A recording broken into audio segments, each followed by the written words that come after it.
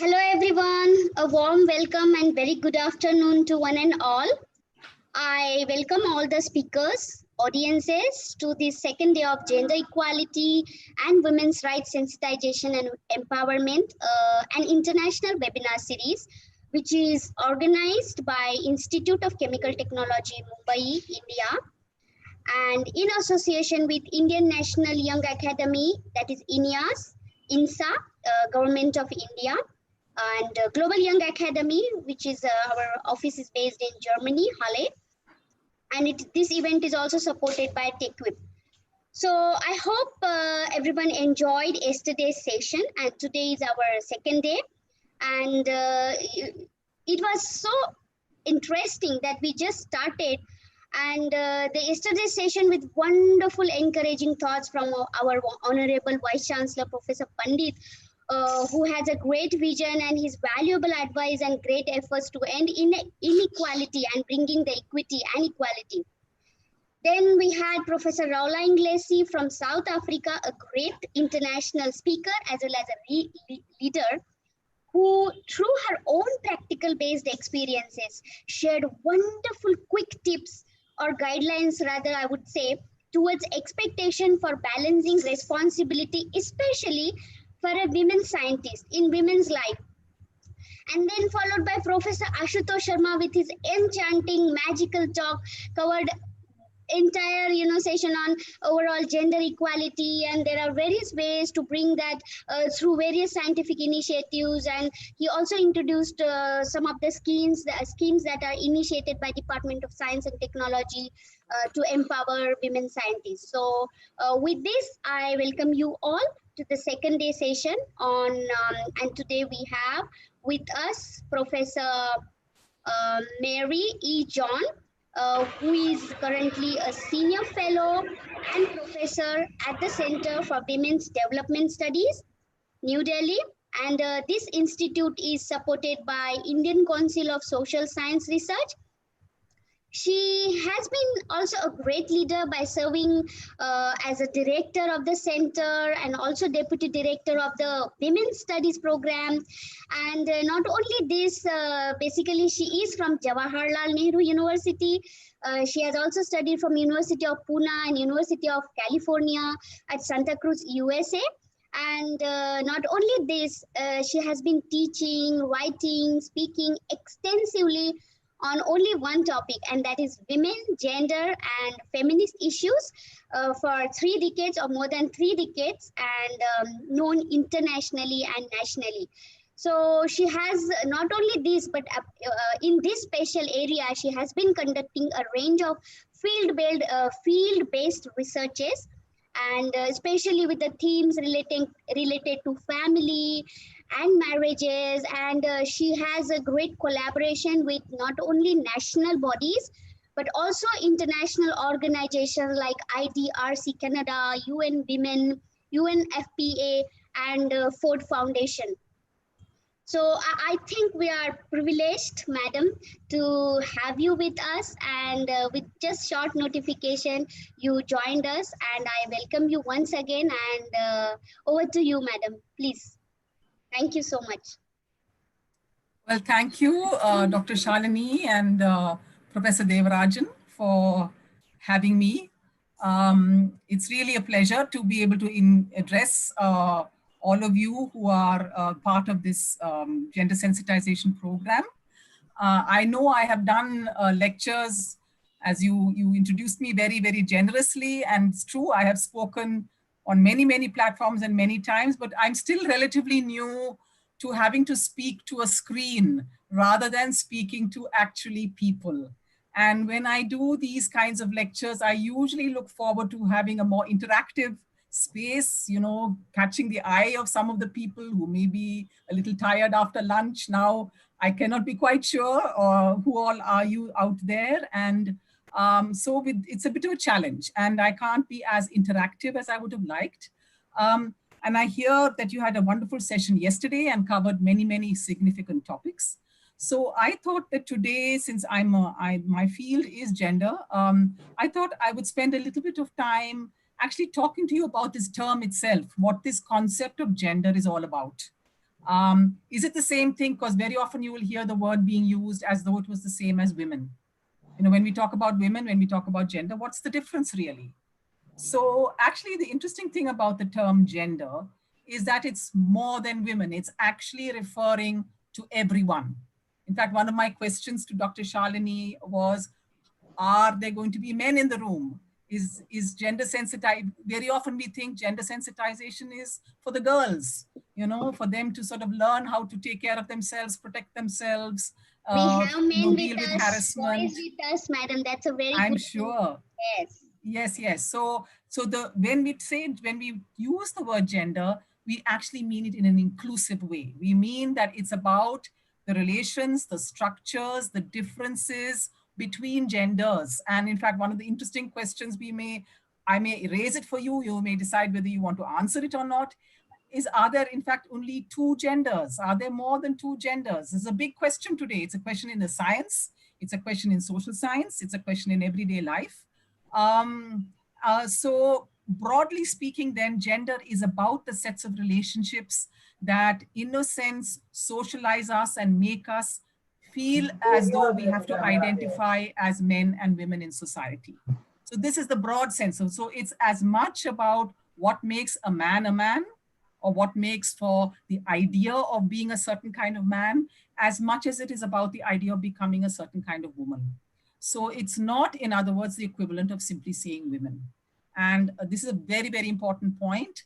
And you may have heard of the famous French feminist philosopher called Simone de Beauvoir, who wrote a very famous book called The Second Sex.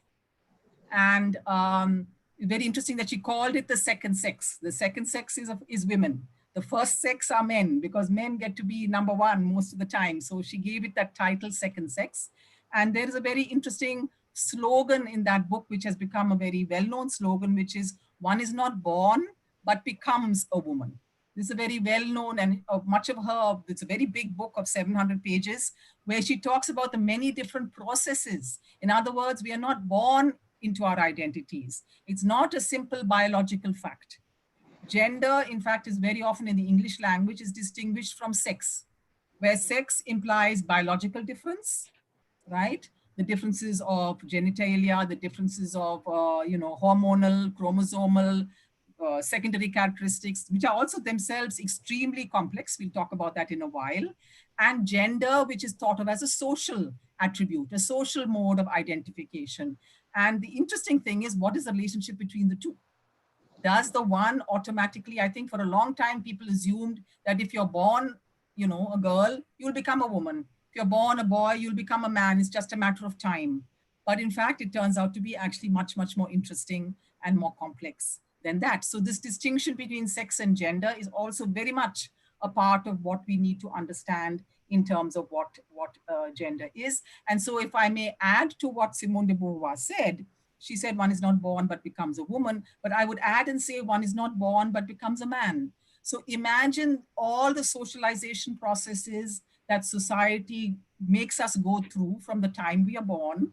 And in fact, this is another interesting fact, that it's a very central aspect of one's identity. Usually when somebody has a baby, and this is not just true in India, it's true in most parts of the world.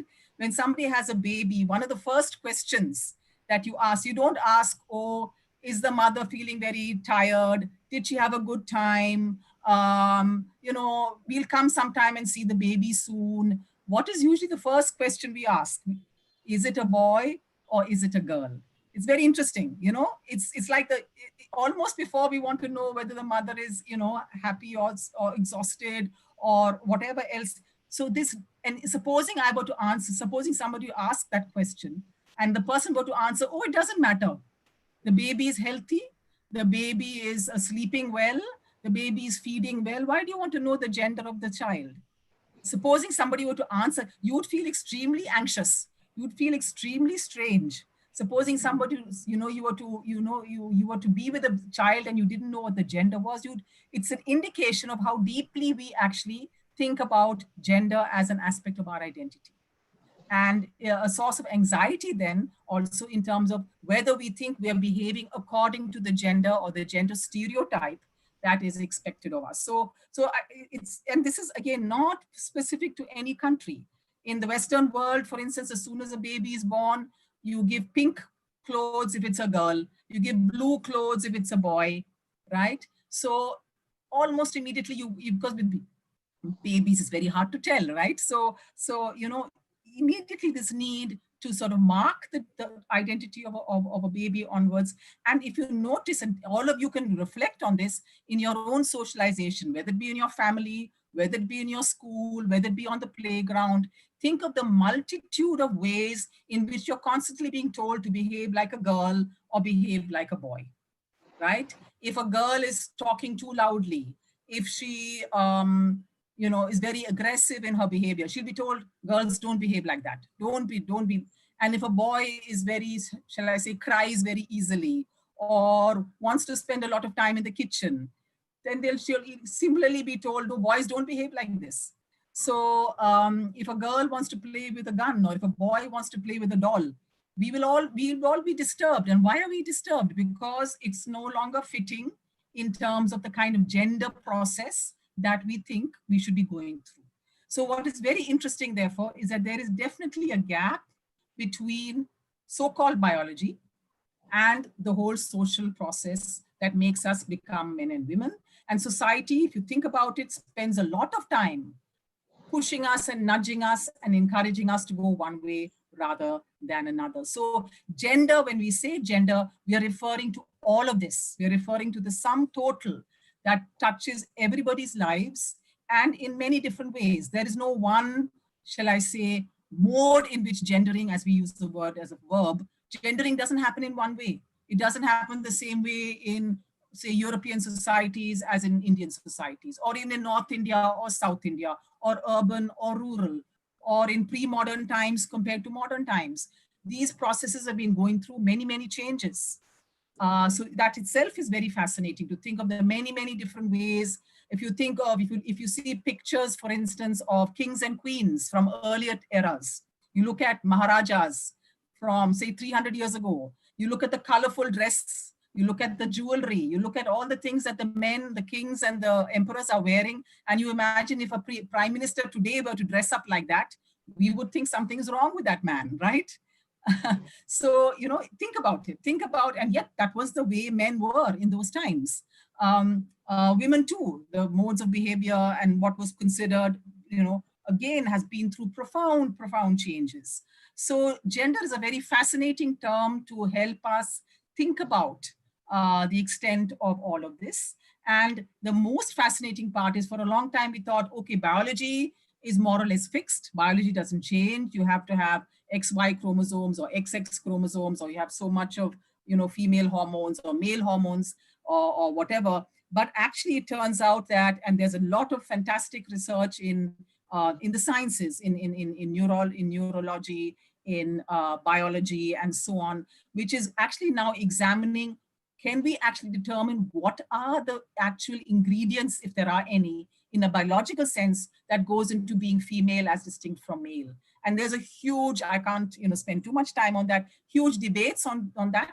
It's not as simple as we might think, because even I as a woman also have male hormones. Men also have some female hormones.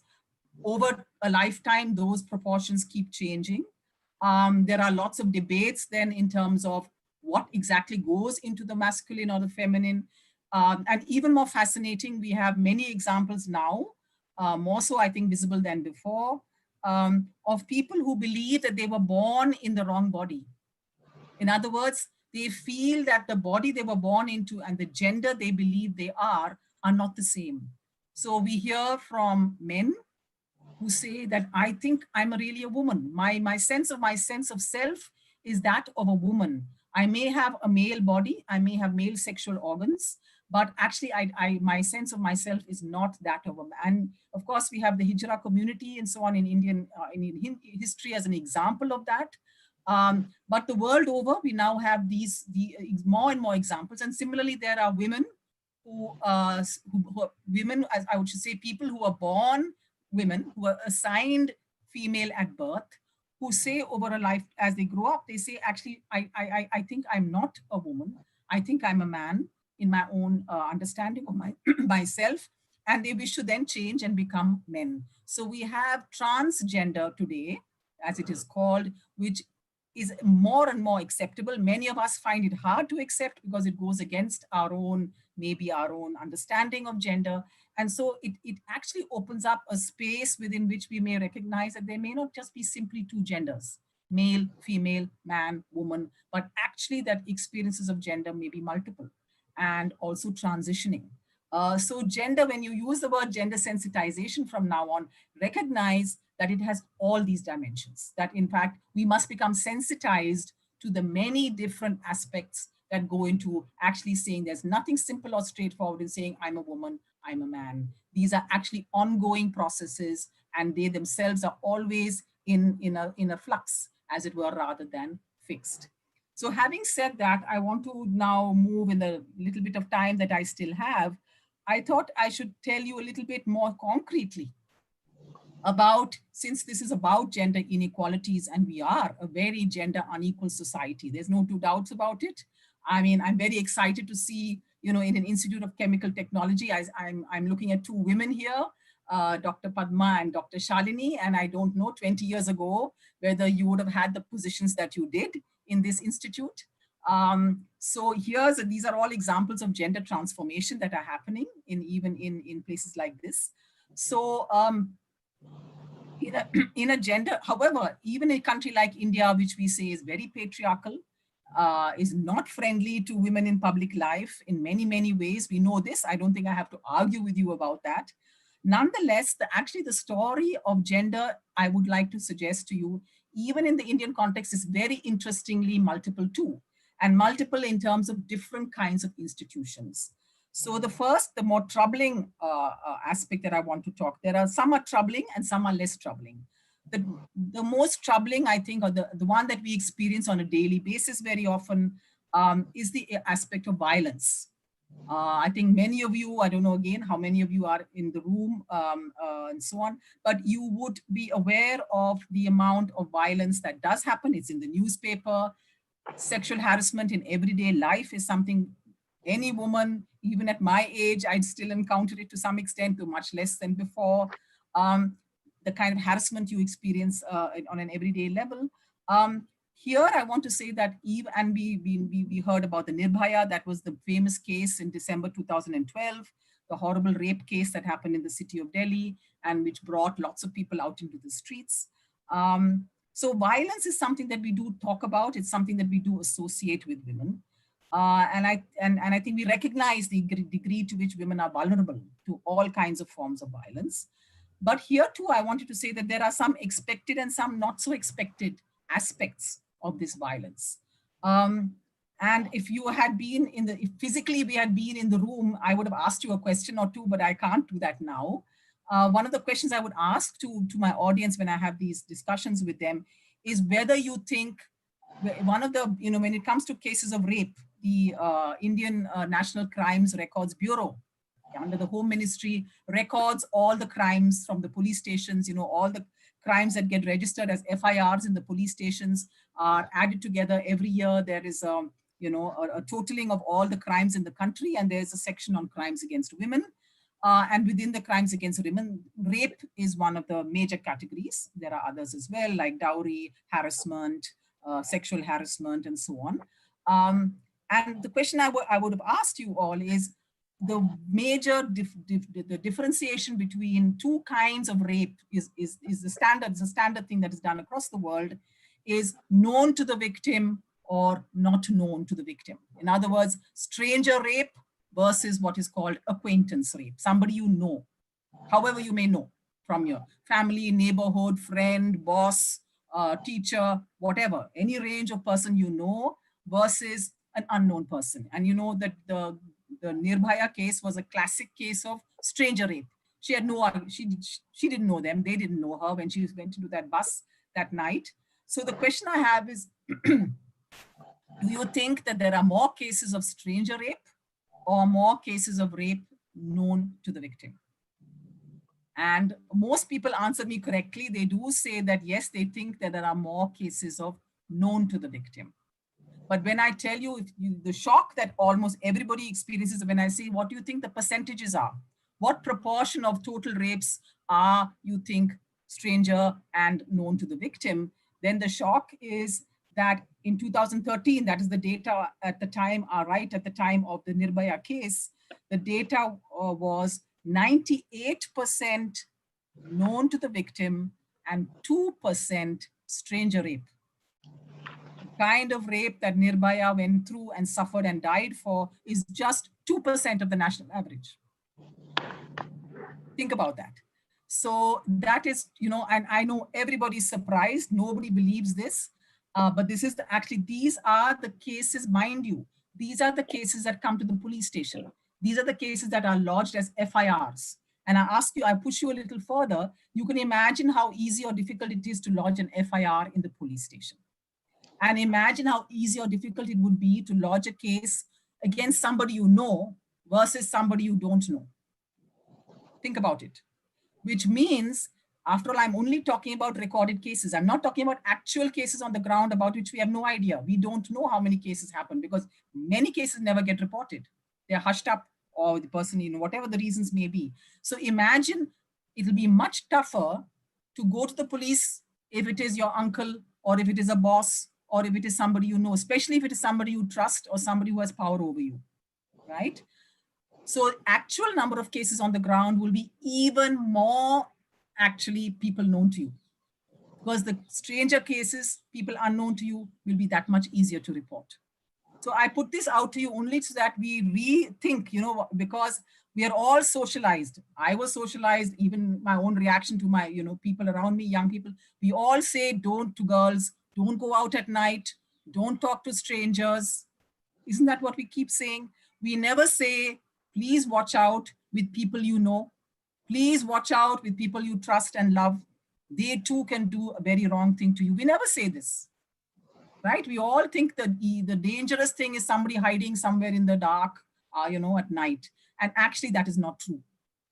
Those are not the most dangerous places to be. Unfortunately, it is people in places, in institutions, in Mumbai, in fact, the Majlis is in fact, you should call somebody from Majlis sometime to give you a talk. Flavia Agnes is a very well-known Mumbai lawyer, has done excellent work. They did a very, very interesting study after the Nirbhaya case on cases in Mumbai. And they made the most painful discovery that cases of rape by family members are more than cases of stranger rape in the city of Mumbai.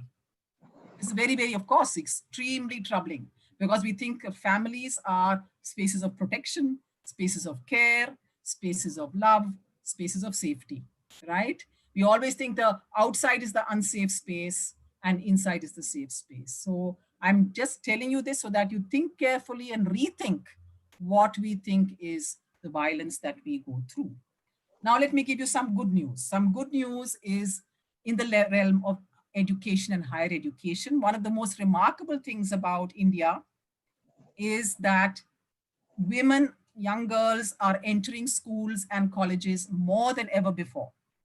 And especially higher education has seen tremendous expansion. At the time of independence, there were about 1,100,000 students in all the India's colleges in 1950. And out of that, 10%, that is to say 10,000 students were women, just 10%. By the year 2000, that number had increased to 40%. Today, that number is 47.6%. This is, I'm giving you data. I've not used a PowerPoint just to make things simple for everyone. But if you want to check the data, please go to the All India Higher Education Survey. It's called the All India Survey of Higher Education. It's brought out by the MHRD. Every year they bring out the data based on reporting by all the colleges, universities in our country. Of course, there are huge differences. So 47.6 means almost 50%. Now, of course, it's an average, and averages, as you all know, can hide as much as they reveal. So yes, an institute like yours, I'd be curious to know, probably an institute of chemical technology may not have more than 20%. I don't know. What would be the breakup, the gender breakup, as it were, in your institute? I can't say. You can tell me that. It may be less. 35%. How much? 35. 35. That's very good. That's excellent, actually. Very good. So IITs, of course, it's less. Our IITs only admit maybe they should be having a reservations for women. I think they have only 15 or so. But there are many institutes, and not just B.Ed. We think, okay, B.Ed colleges are full of girls. But no, it's actually many major state universities and so on also have considerable number of women going. So this is one of the remarkable things, I think, that it means that young women, families want their girls to gain an education. At this point in time, it's about 25%, the so-called gross enrollment ratio. That is to say, in the 18 to 23-year age group, about 1 in 4 men and women are in some higher education degree. That's not a bad figure. In the Western world, it's about 50. That's really not for a poor country like ours. Actually, that's not a bad figure at all. And in urban areas, it becomes 35% or so. So that's really not bad. So there is this interesting, very positive aspect. But I do want to end on a slightly more troubled note, because I see and I speak in a lot of colleges. I live in Delhi University, which means I'm surrounded by young people, girls and boys both, which makes me feel very positive. But the question is, what happens after your degree? What happens when you leave your college? What happens when you've got that degree in your hand, you've passed the exams? What happens then? And here, unfortunately, the Indian data is very poor. We have one of the lowest employment rates in the whole world. Only West Asian countries have worse rates than us. And we don't like to be compared to Saudi Arabia, surely not. We surely don't want to. So, and just to make sure it's very clear, we are talking about very low participation in urban India. It's in fact lower than rural India. In rural India, women are working in the fields, maybe as cultivators, maybe as laborers. So there you have upwards of 30% perhaps women working, okay? But in urban areas, it's around 15, where men are 50%, others may be in studying, or they may be older and so on. In amongst women, it's 15%, that's 15.